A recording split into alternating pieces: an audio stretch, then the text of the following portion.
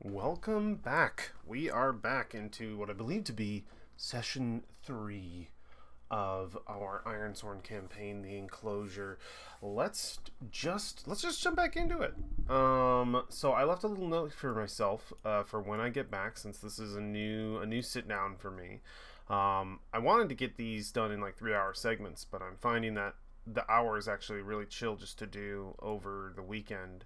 So hopefully I'll be able to get to sit down and do a longer one-time session and get a lot of these episodes loaded in. But for this weekend, which was especially busy, I'm just gonna plug this hour and have next week fully covered, because I believe I already have Tuesday covered. So we're gonna get our Thursday game in here. So let's do it. So when I get back, I have to start my journey of what's happened so far. Start your journey of what's happened so far. Mark moves. What? I don't know what I was telling myself here. Continue the journey. Journal. I'm reading it wrong. Yeah, start the journal of what's happened so far. So I know that was a big thing. So I've done 2 episodes so far, and I've not done a journal yet, and I really need to. A journal is super important, I think. It's a missing element of RP that we absolutely have to have. So session 1, session 2, and session 3 journals. So session 1... I technically didn't have anything go on. I detailed my family.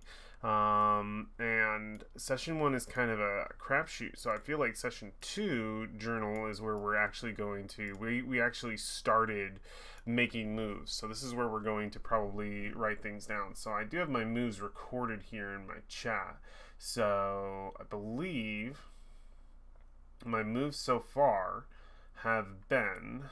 I think I've only made a few moves. I swore an iron vow. That was my first move for my inciting incident, which is inciting incident. I got wrong last time. A compel and an undertake a journey. So I've only done 3 moves. So honestly, we're just doing one entry here. I have a lot of entries like saved for this template, but we're just gonna do the single entry. So let's get our moves and our outcomes recorded. So swear an iron vow. Swear an iron vow. You know, I was attempting to step away from the whole iron thing, and I feel like I've actually done a really good job just integrating it into this world. I am playing Ironsworn. This is the system I've chosen for this world, so I feel like it's okay to lean into iron. This was a total miss, which is crazy that this ended up being a miss. My inciting incident, Jesus. And then this was a compel move, which was to convince the Vicen Council member to let me go, which was weak. These all stayed weak. I didn't turn these into anything. And then we're doing an undertake a journey, which is also going to be weak. Okay, cool. Let's just save that, just because I know Roll20 likes to mess with me here. And let's start our journal. So yeah, what's happened so far? This is effectively our recap as well. My name is Alan Richter. So I know I've been like trying to pronounce Richter. I have a friend who visited Germany, so he had to learn some of the language to be able to be there. And like when he looked at it, he said it's probably more Richter. Like there's probably like a roll on there. So I don't think Richter is anywhere near the pronunciation, or Richter is probably not the pronunciation either. But because I'm not the best at rolling, I don't want to say Richter every single time, and I don't think I'll be able to successfully do that. I'm just going to stick with Richter, and I feel like that's closer than Richter, and I also like the sound of Richter, so I'm solidifying it. It's just going to be Richter. I'm just going to live with it. My name is Alan Richter. I've seen something I wish I hadn't. I saw a demon cross the road. I like to remember he's a poet, he's a writer, so this is literally him writing in his journal, like physically actually writing this down. This is the one character because in the past I've just been sort of using his narration. This is still gonna be used as that, but at least I get to flavor it as Alan Richter actually writing these notes. My name is Alan Richter. I have seen something I wish I hadn't. I saw a demon cross the sacred road. It crumbled and burned to ash before it could fully step to the other side. But even that shouldn't have been possible. What I saw is a warning. What I saw, I believe to be a warning.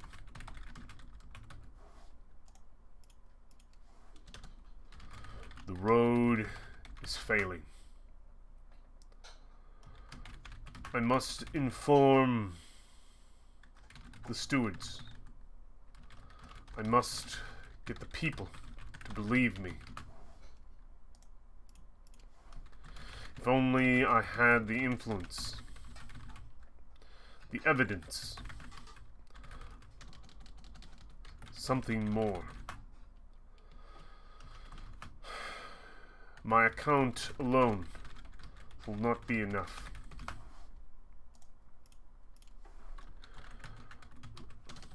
I've heard rumor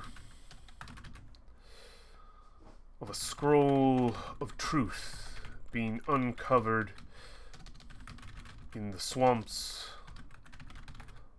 of Ancien. How do you spell Ancien? Ooh, it's kind of a tough one. I was getting it right. Ansi, and yeah. I've heard a rumor of a scroll of truth uncovered in... What's a good word here? I've heard rumor of a scroll of truth that was uncovered in the swamps of Ancien of late. It was in the process of being transported to Citadel Weissen for... what is it? For review? It was in the process of being transported to Citadel Weissen for the review of their expert scribes. It was in the process of being transported to Citadel Weissen for the review of their expert scribes, but went missing along the road.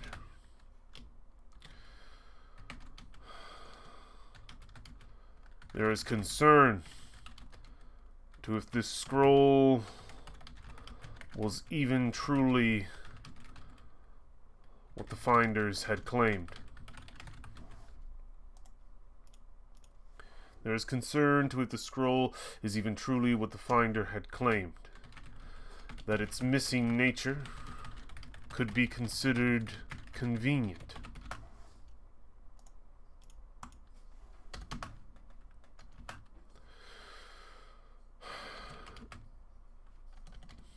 It's still worth the chance. If the words of Weissen can somehow... if luck is with me, the words of Weissen may somehow give detail to the change I had witnessed. This could be enough to prove my theory, so I have to jump at it. No matter how convenient it could be for myself.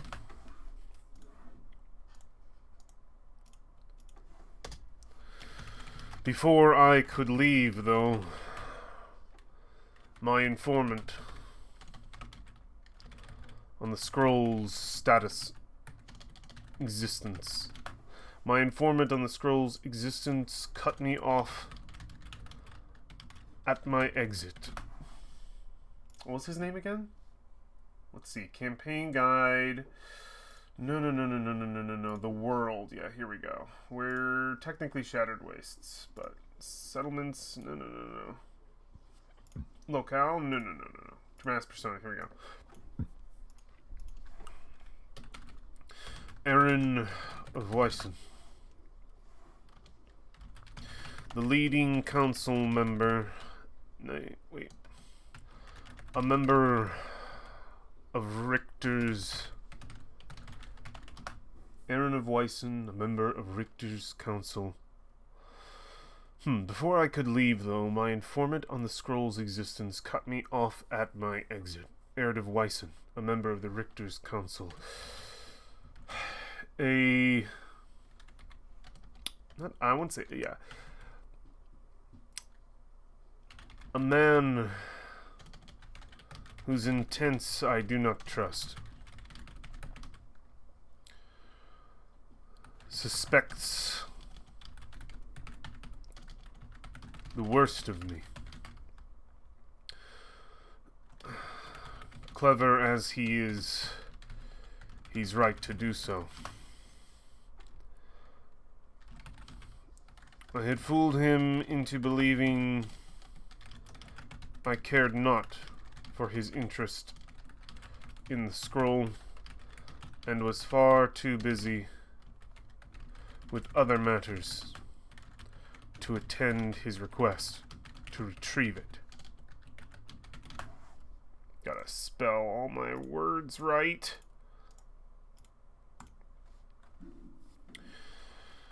I had to fool him yet again in this instance.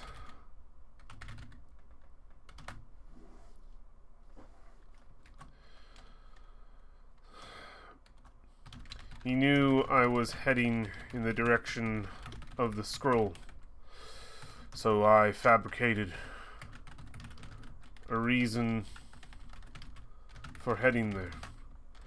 I used my brother as an excuse.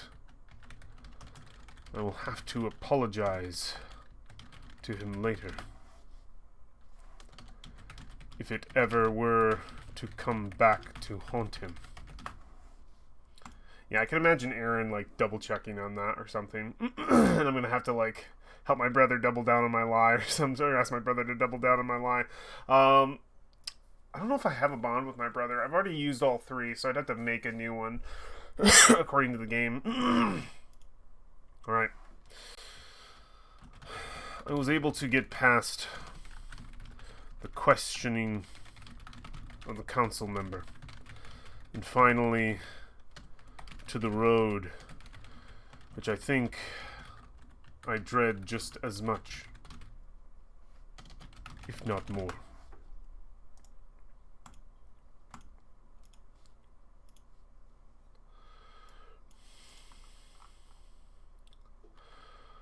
Okay. A half day's travel. Oh, it's not cursive. No, make it, put it. No! Wrong combo. There we go. Come on now. Italicized. There we go.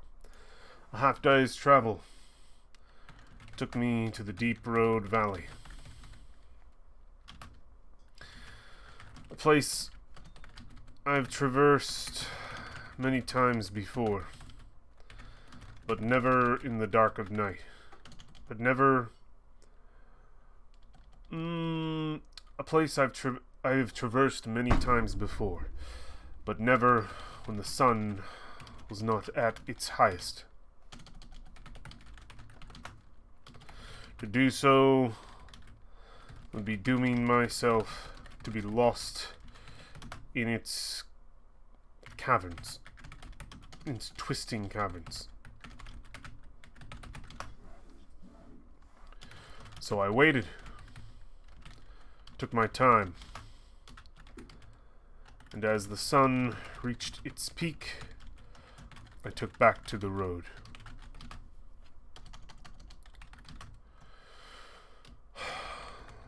Lords be with me This journey does not go... What's the word? Disturbed. Okay, cool. I'm into it. We've got it. So that's pretty much where we left off. So, my name is Alan Richter. I have seen something I wish I hadn't. I saw a demon cross the sacred road. It crumbled and burned to ash before it could fully step to the other side, but even that shouldn't have been possible. What I saw, I believe to be a warning. The road is failing. I must inform the stewards. I must get the people to believe me. If only I had the influence, evidence, something more. My account alone will not be enough.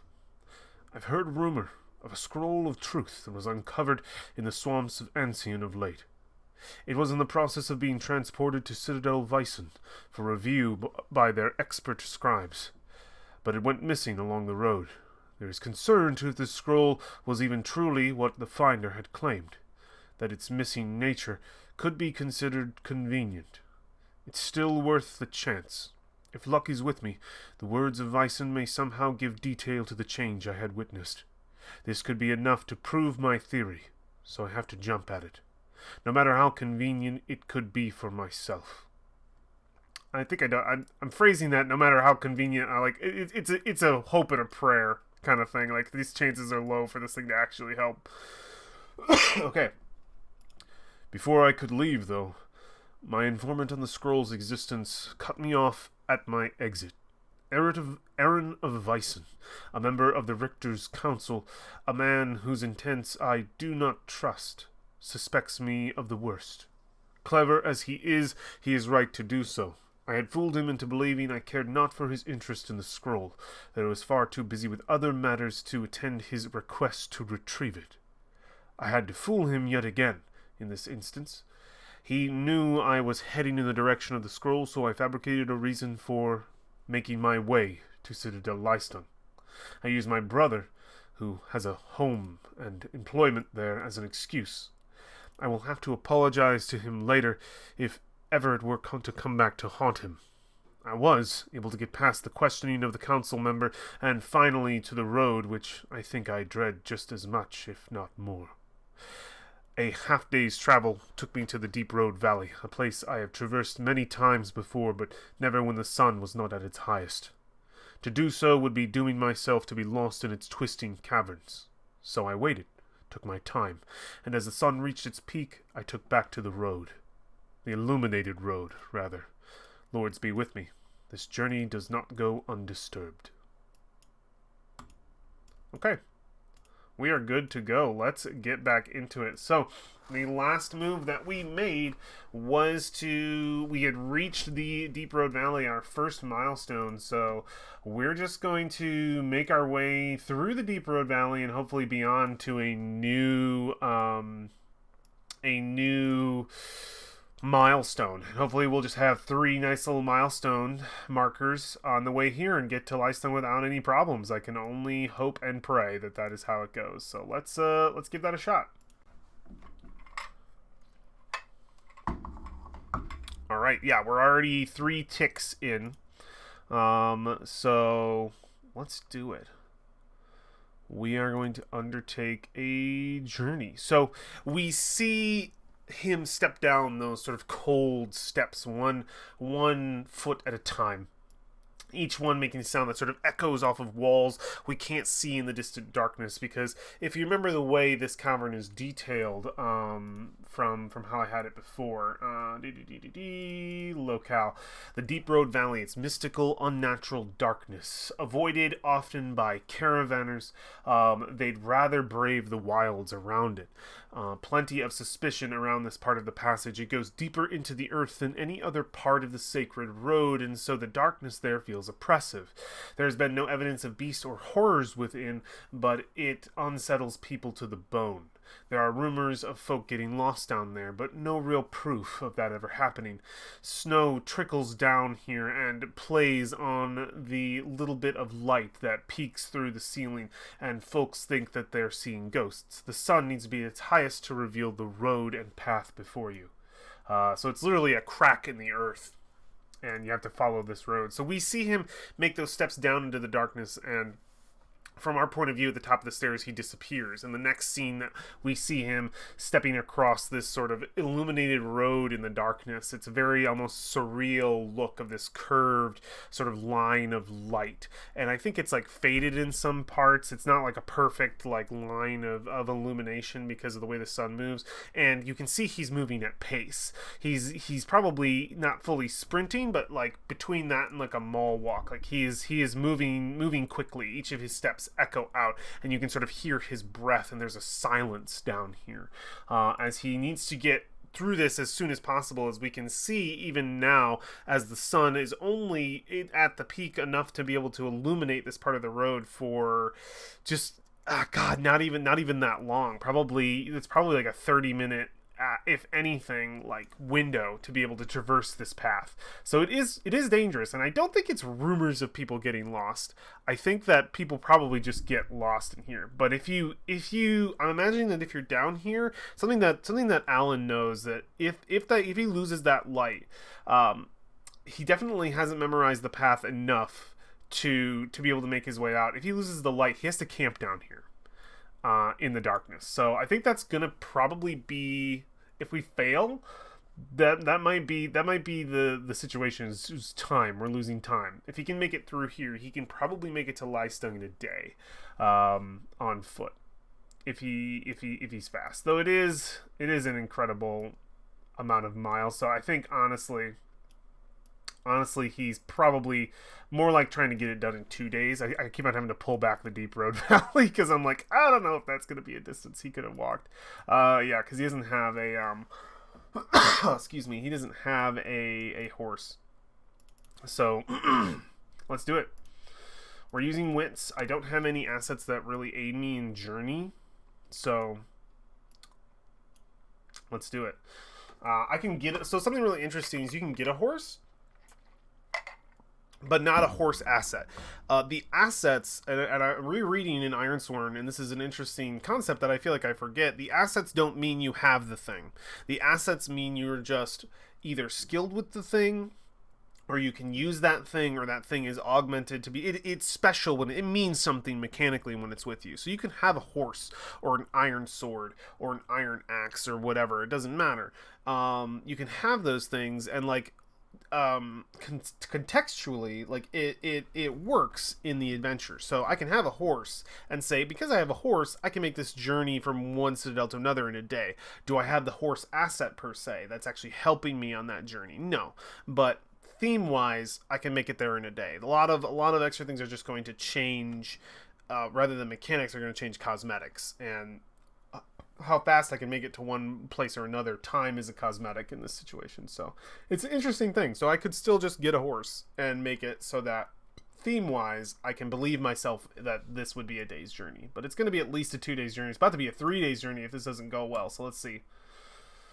Okay, a weak hit. I'll take it. On a weak hit, you reach a waypoint and mark progress, but suffer one supply. So yeah, let's frame. We've started the fiction of him going down there. Why does he suffer a supply on this hit? Like what happens to Alan down here that he runs out of supply? I think I like this idea. He's moving his way through. He's going at fastest pace as he can, and he sees like 10 minutes pass, 20 minutes pass. That line that is guiding him is getting thinner and thinner, broken in other parts. There are spouts of darkness he has to jump between, and you can hear his breath increase, his pace increase, where he's running at this point. He can hear sort of the jangle of his pack at his side, and it weighing him down, and he immediately sort of looks to pots and pans, and we can hear sort of thought inside of his mind, just that breath, that heavy sort of exhaustion and that panic, and he just says, I can buy silverware when I get where I'm going. And he just immediately just throws, just like the pots and pans just go to the side. He sort of takes off the Samwise Gamgee pack on his back or whatever was there for like being able to the creature comforts of having of cutlery, and he'll just and those just sort of rattle to the ground and roll into the darkness in different places, and he's able to go a little bit faster and pace better, and he doesn't have that sort of pan smacking into his back. He doesn't have that cutlery or the weight of the metal extras he had for the road. those are no longer weighing him down, and he's able to make the rest of the way. So we do lose more supply along the way. We lost the supply before because we were eating, we were preparing before we went, so we're down to 3 supply, but we do take 3 progress. All right, very, very cool. And where is that progress? Right here. Okay, cool. 1, 2, 3. I think I want the next one just for the safety of the road, just to make it not such a huge deal. So we see him get out to the other side, see him sort of breathe, and what's the next? See him continue on his journey out of the sort of crack of doom, the deep road valley, which is a little terrifying. What is the next milestone of which we probably will camp, since that's going to be our midday? Since in my head this is a 2-day journey, and we don't have to camp if we don't feel we need to. I might just resupply and then do a themed camp.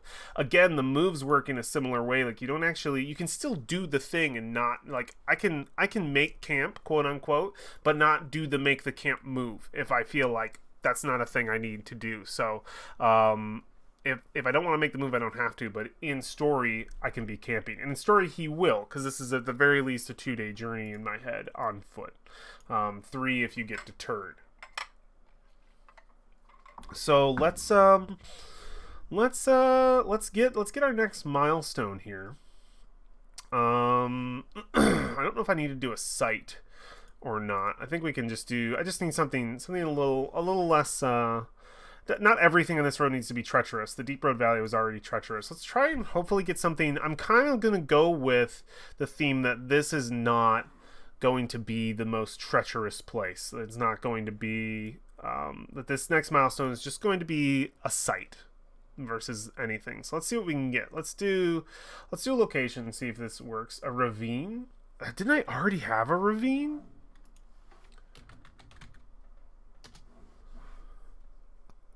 Pretty much. I mean, a ravine implies water making its way through. Let's do some descriptors. I kind of like this. Let's go with it. Beautiful ravine. Okay. Okay, no, I like this. This is actually chill.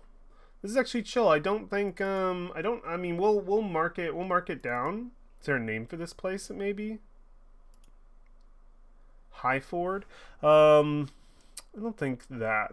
We won't go with that. Let's what did I use to choose names before? Just settlement name? Quick settlement name? Settlement name. A feature of the landscape, envision what it is. What makes it unusual or distinctive? Interesting. Unusual or distinctive? High Ford. A ravine. And it's beautiful. Unusual or distinctive? Trying to think. Maybe I can use action theme here to help me out. Create. War. Beautiful or distinctive? I have an interesting idea. So if it's a ravine, it's kind of like going down into a water, like sort of like a spring, a small river, a small like creek, effectively making its way through. I'm imagining it's very sort of, because we're cold here, it's very sort of frozen on either side. There's a lot of ice, but so we would just sort of barely see a bit of water coming through the center that's melted through, and we can hear the water sort of rushing by, that very light trickle.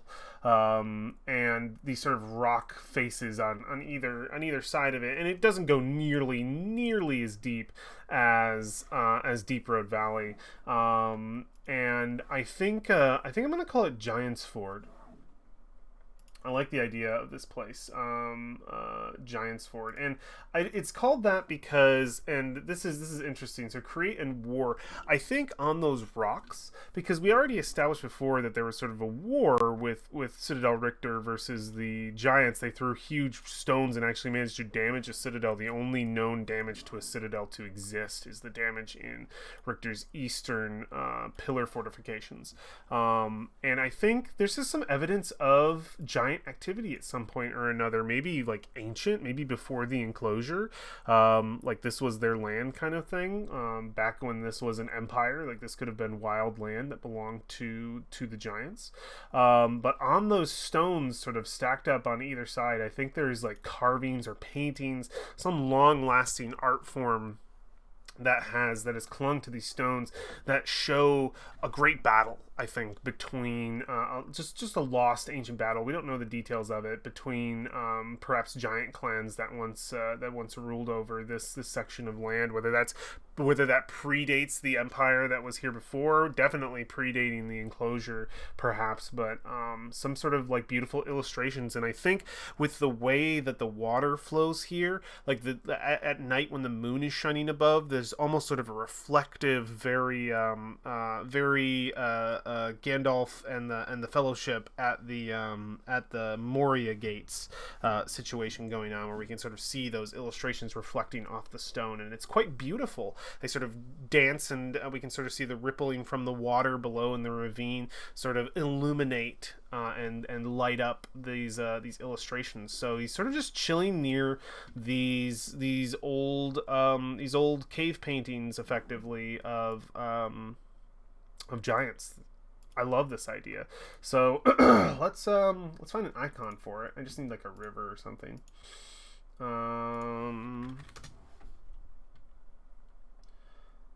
This is kind of a cool way to illustrate this. Grasslands, marsh, swamp, cave, tundra, sand dunes, desert. Icon, is there anything for river? Bridge. Interesting, there's no actual icon for river, so I'll have to like find one that just feels like it works for this.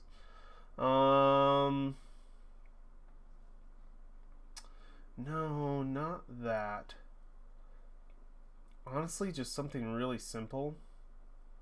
Not that. Canyonlands, no. But just this. This is fine. This works for me. Get it about the same size. Okay, yeah, Giants Ford. How about just Giants Ravine? Just keep it chill. Doesn't have to have a crazy name. Giants Ravine. Giant. No, just Giant. Giants Ford does sound cooler. But I don't think it's a Ford. It's the thing. Just call it that. It's neat. No, call it a ravine. Not a big deal. Doesn't have to be special in its name. Okay, cool. Let's do a quick just locale with a detail on that, because I feel like that's going to be interesting. I don't want to lose that. Giants Ravine.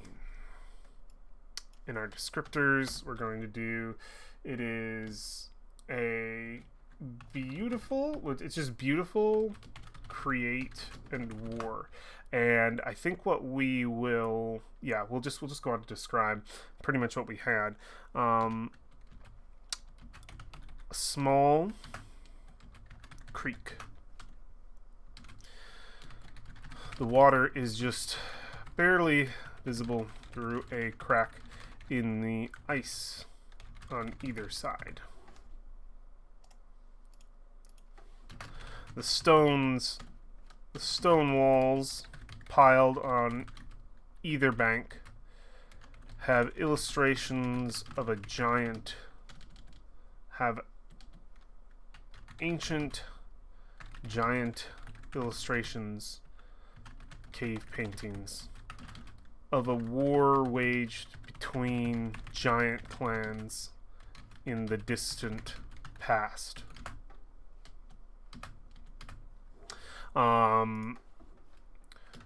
When the moon is out at night, the reflections off the ice and moving water illuminate the illustrations and almost seem to bring them to life. Okay, cool. I'm into it. So I think, yeah, we get a scene of Alan Richter coming to rest at this point at Giant's Ravine. I don't know what point in the road he saw a demon, a horror cross, but it definitely was. I don't know if we'll come across it, or we'll detail it, or if he'll just try to rush past it. It might be near the end of the road here. It could be our final milestone that he has to make it past, which will be interesting. We'll see how the roll goes. Perhaps he avoids that part of the road, because I don't know if I see the sacred roads as directly only a straight line. There might be like splinter parts that come back, like spider off and come right back to the road. So I feel like there's maybe a few different passages. I don't know if they are just straight up single lines or single roads. So I can imagine either there's been additions to the road that are man-made, that are obviously not the main one, that have been used to get across around more dangerous areas. That makes more sense, that there would be splinter roads to sort of like goat paths, effectively, to go off the road and into the quote-unquote wilderness to some degree. But they'd all be on this side, of course. None on the wasteland side. No way. To like get around. Interesting. I'm into it. Okay, so yeah, we see this scene of him reaching the Giant's Ravine, and I think he's sort of at a pace. Good, finally, place to rest that isn't going to get me killed. And he'll sort of like climb his way down and look for an area near the water where he can get a drink. He can fill his water skin effectively. We probably see him step out on the ice a little bit and fill the water skin. Some of the cracks echo across, and he starts setting up for like an actual camp. Now, I'm a little bit low on supply, so I don't know if maybe this is an opportunity to. I'm not low, but I could risk a venture to resupply here. So if I hunt, forage, or scavenge, what am I low on though? So far I've lost food and I've lost those pans and stuff, like the cutlery. I feel like just looking around for food could be not such a bad idea. I think cold mountain weather. He could go for like what kind of creatures, what kind of beasts are around, and does he want to risk like aggravating an elder beast? Probably wouldn't around here. I don't even know what kind of creatures he would go and hunt. Does he have like a little bow on him, like maybe to shoot like a wyvern, like a tiny little, like some kind of flying creature out of the sky? Maybe like would there be some birds here? Like, I mean, obvious like mountain creatures you've got. Oh yeah, I mean, you've got like little mountain lions kind of thing. You've got bears probably. I think maybe he could just be going for it is a little too cold for birds. Some kind of flying creature though, I'm imagining he's shooting out of the sky. We could see if he has like a bow and arrow for hunting. Just for hunting purposes, to be able to shoot something from far away. I can imagine that he might have like a short bow. We could see if he has that. Check my gear. Yeah, we could do that. I'm into this. Let's see if maybe we have something. On a weak hit, I will lose more supply, but there's a chance that I'll gain 2 back, and that would make more sense. Let's try check your gear. I'm into this. How do I actually roll check your gear? Is there no reveal a danger, roll oracle, check your gear? Oh, it's just roll plus supply. Okay, that's why there's no roll for it. So when I check to see if I have a specific or helpful item, yeah, I need something to be able to hunt with. Did I bring something to hunt with? Have at least +1 supply, roll on supply. So normally I wouldn't check my gear for everything, but this is something I didn't really consider. I didn't write down and think, like, what does he hunt with? He can't just hunt with his blade unless he's not very sneaky. He'd have to be shooting something from afar to get food if he plans to gather a little bit of food near this water source. And I'm gonna guess like it could be an elk, a deer. He's near a water source, so he can only imagine that some beasts or creatures are also going to be nearby, which he can hunt. So that makes sense. I think he would sort of make his way up and down the ravine searching for it. But first, let's see if he even has the arrow to shoot here. So we're gonna roll supply. I don't think I have an asset that's really gonna help me here. Oh, but I could gather information to track a beast or horror, or when I secure an advantage by readying yourself for a fight against them. Add +1 and +1 momentum on a hit. I don't know if it's gonna be like a true beast. I think this is just an animal that I'm going for. I'm not going for like an ancient beast of any kind. This is more Slayer. I think is more for going after something that's dangerous. Story Weaver and Swordmaster aren't really going to help me here either. So I think it's just going to be this roll as is. Okay, no, I'll accept that. I'll accept that. We take a momentum and we lose a supply, but there's a potential here that we are going to have get a 2 supply situation. So I do have it, but my resources are diminished. Take a +1 momentum and suffer -1 supply. What does that mean? I think, yeah, he reaches over and he still has the bow. He kind of like.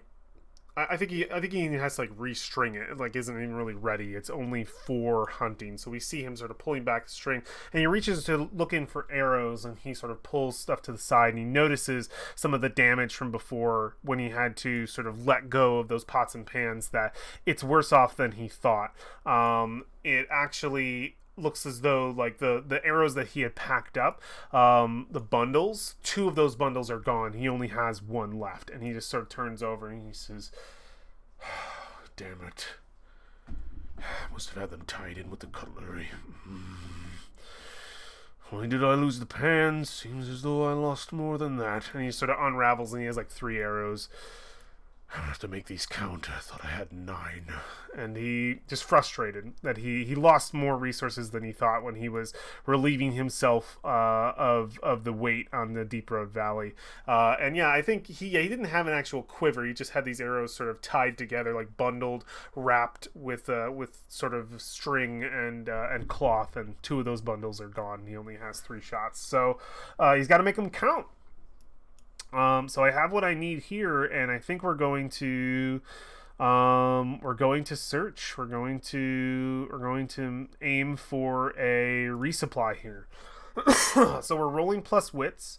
Hunt, forage, scavenge. We're even able to make this roll to hunt, because I have this small hunting bow. So yeah, like I described before, he's going up and down the ravine. It is the only sort of water source he imagines within a certain distance, so he must be able to find some animals drinking here, probably hoping for a deer or an elk or some even a couple birds that have landed to either bathe or sip at the water.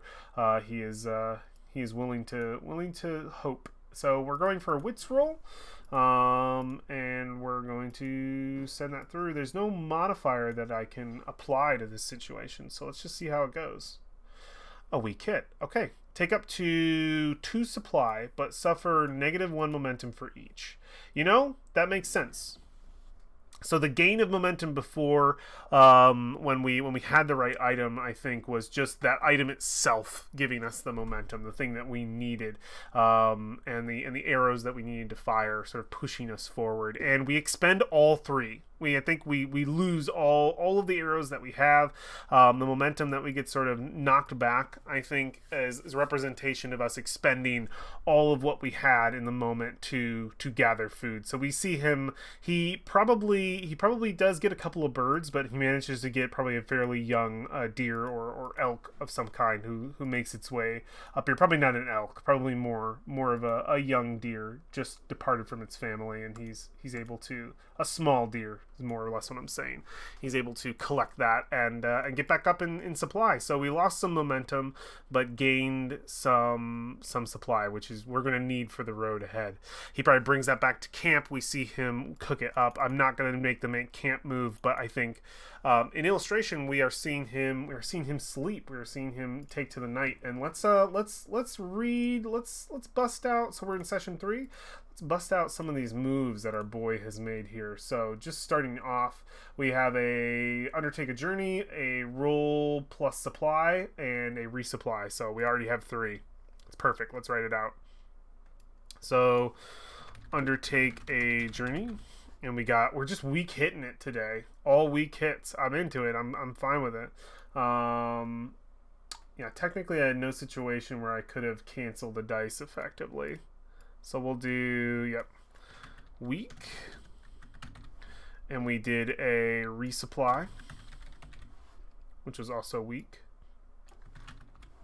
And we did a, no, we did a check your gear. Check your gear. And we did a resupply, which was also weak. Okay. And our description of that is as follows. I was just barely able to traverse the deep road.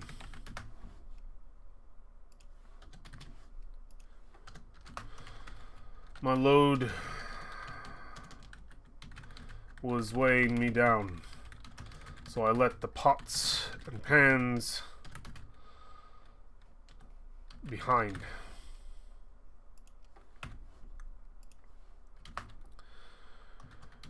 It was enough for me to take a brisker pace. Anything is better than having to sleep down in the darkness. Who knows what could be waiting for me down there? I don't want to add to the rumors. Once I got out to the other side, I had just enough sunlight left in the day to make my way to Giant's Ravine. The illuminations there are calming. A much better place to sleep at night, in my opinion. I looked to my pack, restrung my old hunting bow, and noticed that I was down a few rolls of arrows. I must have lost them in the deep road when I relieved the pack. 3 arrows should still be enough. And it was. I managed to get a small fawn and a few birds. No more arrows, though. Hopefully, Liestung will have the supplies and answers I need when I get there. Enough to be satisfied on the journey home.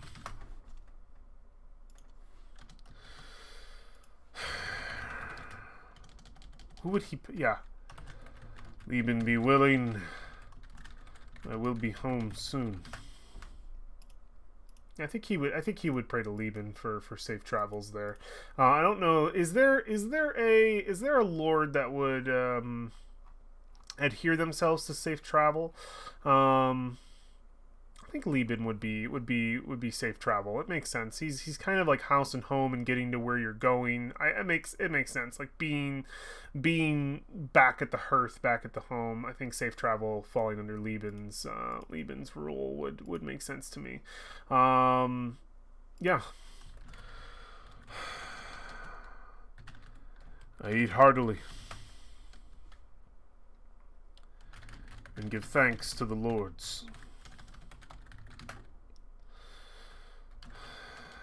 I take to sleep, but always keep one eye open.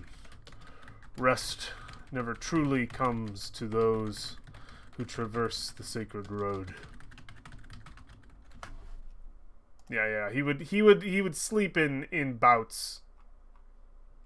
Okay, cool. Very, very cool. We've got 10 minutes left, so I think we can try and complete this journey, try to get to Citadel Liestung. Maybe see what Citadel Liestung is like. I'm excited about that. It is located in a forest, so we'll see what it is. I think I already have a good idea of what Citadel Liestung looks like, so I might not need to roll too much. It was kind of the first Citadel I thought of. So, I think we sleep. I'm not going to make the move. I don't need to put myself in danger to get rewards, which I don't currently require.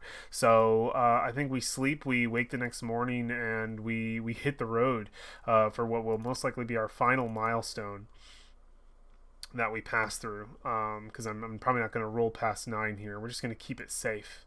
So let's undertake a journey. The last part of the journey, and I think that milestone may be that part of the road that that I hate the most.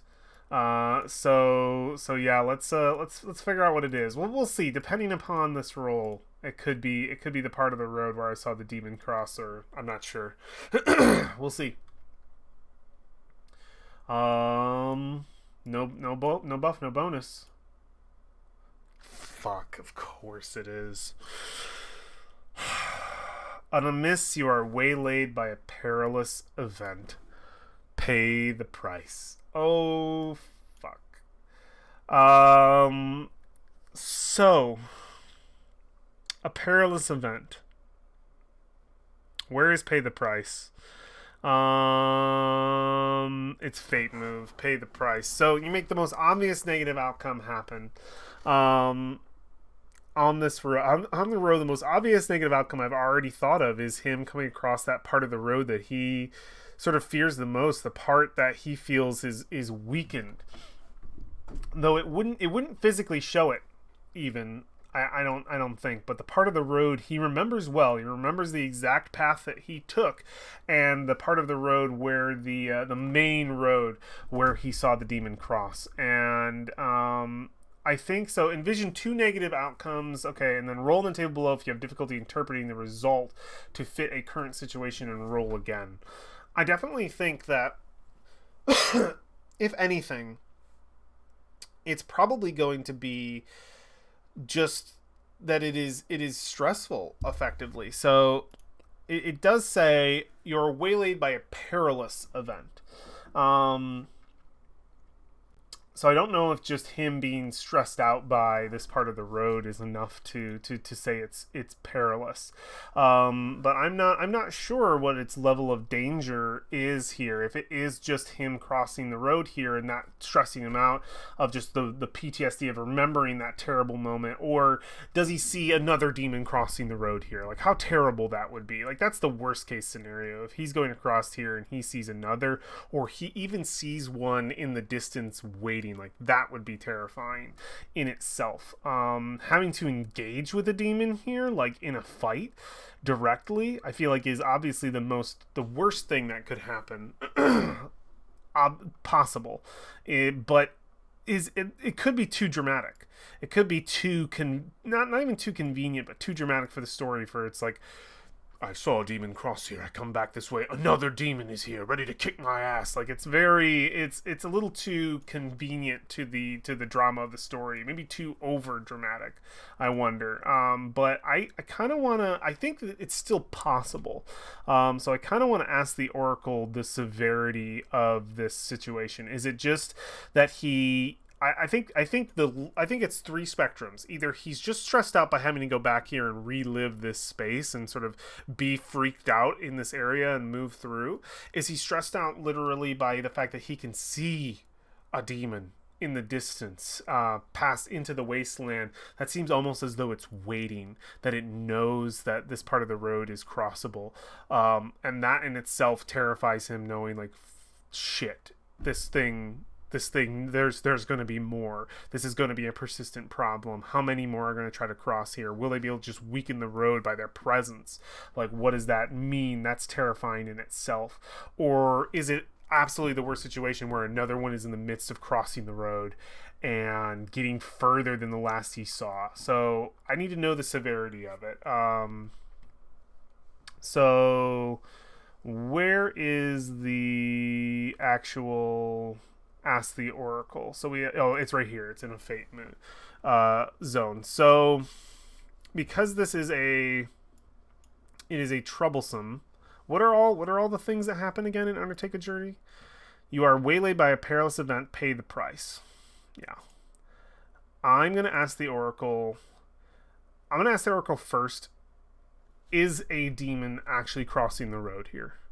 And I think it is a small chance. I don't even think it's unlikely, because that gives it too much of a chance in my mind. To me, it is a small chance that is even happening.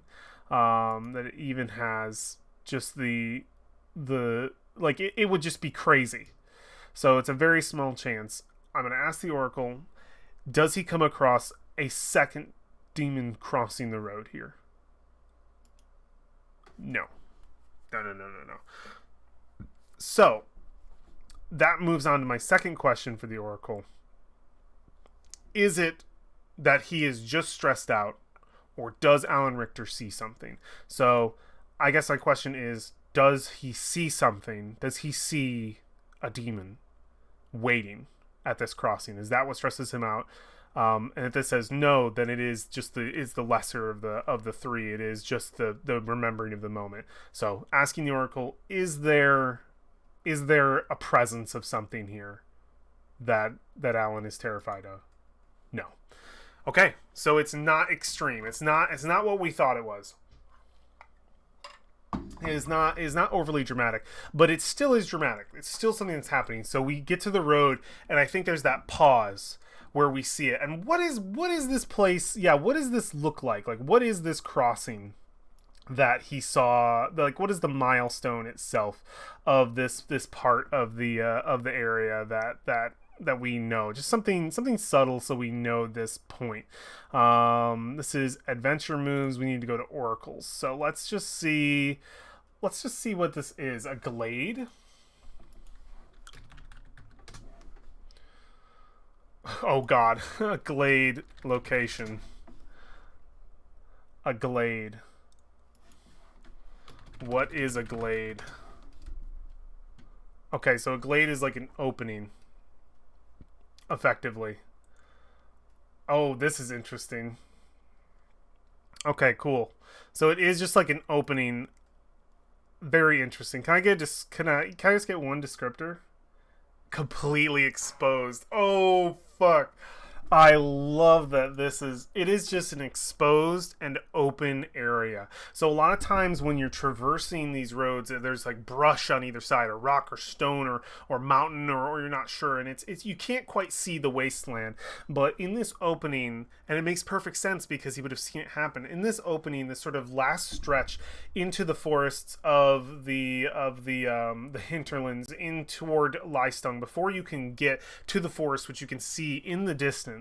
Out of the mountains, the mountains are behind you. There's just this wide and vast opening, the stretch of the sacred road that is almost sort of flat and exposed glade, and just before the actual forest itself, and you can see the wasteland in the distance. You can see sort of the crumbling mountains of the world of before, and the great deep pits, and they're just so far off in the distance. Almost looks like you're looking out into a desert kind of thing. It's just this flat land that mirages at a certain point where you can't quite see what is beyond. It blurs, and yeah, he's at this just sort of stretch, and we can see sort of his feet hit the ground and the dust kick up, and he looks over at the just the wide empty silence of the sort of breath before the forest, and he just sort of shakes his head and just remembers, and he says, "This is where it was, where I saw it. a stain across the land. And we can sort of just sort of like we get that sort of static in of the remembering that vision, him reliving that moment of seeing this sort of, I don't even know if it's globule or like what shape it was. It's sort of dark, like unnatural stain. Probably was the first, not the first time he's seen one of these things, but one of its size, something coming from the wasteland and not coming from the abuse of magic inside of the enclosure. He's seeing a creature, a horror that has grown out in that world and become just something absolutely unnatural. Because I think the demons that come in from the misuse of magic in the enclosure are a little bit smaller, still terrifying, but a little less of that full breach. And this thing is just massive. And I think we see it like crossing the road and just sort of reliving this moment. And I think, Alan immediately wanting to approach it, immediately wanting to like see it starting to cross, wanting to like freaking out. His first interaction wanting to like come at this thing with his blade and stop it, because he doesn't even want this thing to happen, and he's been naturally trained to fight these things. And when he approaches, just the vision of it like staring at him down, and when he goes to like stab at it, like I think he actually engaged with this creature, and it just sort of moved aside as if he was nothing, and he's just sort of thrown to the stone of the road, to the gravel effectively, and this thing just kept moving by, this force, almost like a force of nature, but it's unnatural nature, as it just sort of just grew its way past the road. And you can see the terror in his eyes as it reaches the other side of the road effectively, which is not even supposed to happen, and it begins to burn and lets out this horrifying shriek that's burned into his memory, this terrible sound of this horrifying creature dying, being dissolved by its passage over to the other side. But its look in its eyes as it turns to Richter and sort of locks eyes of this triumph that it had even in its death, that it crossed the road, and the terror in Richter's eyes and Alan's eyes. And I think that just shocks him. And I think we'll take a dangerous level of, I think I don't know if it's dangerous or if it's normal, but like let's just do one, and let's do a suffer move. Let's do a suffer move here. We're going to endure stress. We will face mental shock or despair. We're going to immediately take one spirit here, and then we need to roll plus spirit to see if worse things happen to us. So this makes sense to me. So let's roll. A strong hit. Okay, we shake it off. If my spirit is greater than 0, suffer -1 momentum in exchange for spirit. Embrace the darkness and take 1 momentum. I think he does. I think we've already sort of framed this move. He remembers it, and he just sort of like grinds it out of his memory. And he not even grinds out of his memory, but we see him sort of wince as he forces himself to just move past it. And we see his sort of his leather gloved hand sort of tighten. We hear that leather tighten on his sort of gripped fist, and he just sort of grits the memory down, like grits his teeth and just pushes it down effectively. He's embracing the darkness, and I think. Yeah, I don't think he grits it down. I don't think he shakes it off. That sounds more like shake it off. He's embracing the darkness for the moment. So maybe he's shaking it off. I've described it as that instead. So I think he's shaking it off. Never mind. He's not embracing the darkness. I wanted momentum here, but I illustrated a shake it off move. So he pushes past it. He shakes it off. We'll suffer that momentum and regain that spirit. And we sort of hear him, no. I need to use that moment to motivate me, not to bring me down. There's still a chance. We can fix this. I can warn the others. We just have to get to Liestung. I just need to get proof. And I think it's like him struggling almost mentally. It wasn't a dream. It wasn't just my own fear. It happened. It was real. I remember it. And he's like, he's struggling to remember that it happened. He's shaking off the memory of the fear and trying to sort of hold true to to his quest here, that he needs to prove that this happened, and he pushes forward, he pushes past it, and we see Alan take to the road. We see his footsteps from sort of that camera view of just below the legs, and his feet move on further forward. The dust kicks up, and we get sort of a scene representing, him just pushing forward, him moving towards the road. And we'll take that.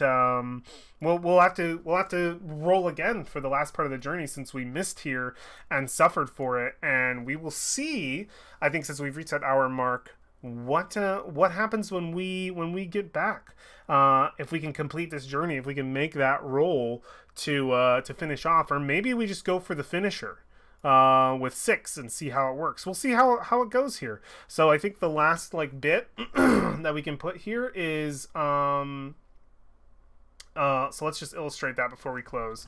Undertake a journey. Just so we're not writing this, or let's write it when we come back. But let's get our moves recorded here, so we know what this is. So this was a miss, which we do need to mark as well. I just forgot. And this is going to be a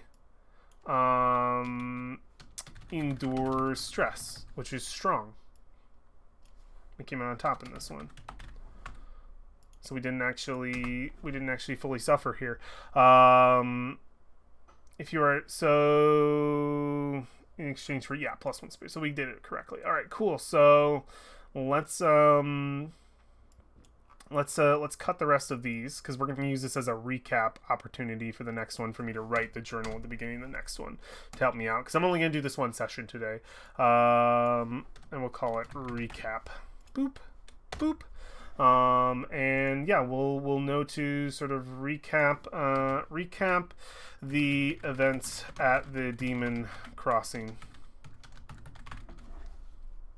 And I don't know if we should detail we'll detail it. Let's when we get back, detail the Demon Crossing glaive in locales. Make an icon. Okay, cool. That is going to be the whole kit and caboodle. Thank you for joining me on my Ironsworn adventure as we push further in. I will have more episodes up as the weeks follow. These are pretty easy to pump in, so hell yeah. I'll see y'all for the next one. Bye!